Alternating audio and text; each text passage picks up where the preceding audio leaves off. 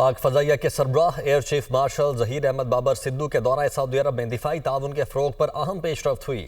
پاک فضائیہ کے سربراہ کی اعلیٰ سعودی عسکری قیادت سے ملاقاتوں میں مشترکہ تربیت اور آپریشنل تعاون بڑھانے پر اتفاق کیا گیا۔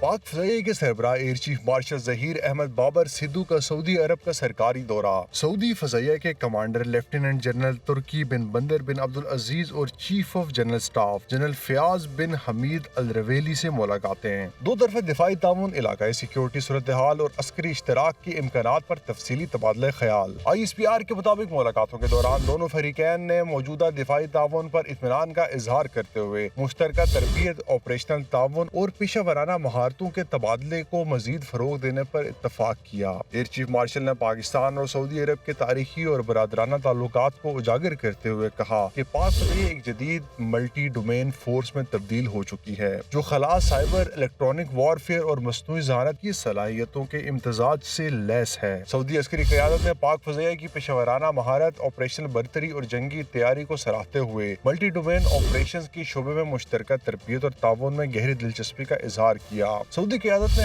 خطے میں امن و استحکام کے فروغ کے لیے پاکستان کے مثبت اور تعمیری کردار کو بھی سراہا۔ اس سے قبل سعودی عرب آمد پر ایئر چیف مارشل کو شاہی سعودی فضائیہ کے چاق و چوبند دستے نے گارڈ آف آنر پیش کیا۔ ISPR کا کہنا ہے کہ یہ دورہ پاکستان اور سعودی عرب کے مابین اسٹریٹجک شراکت داری کو مزید مضبوط بنانے کا عکاس ہے۔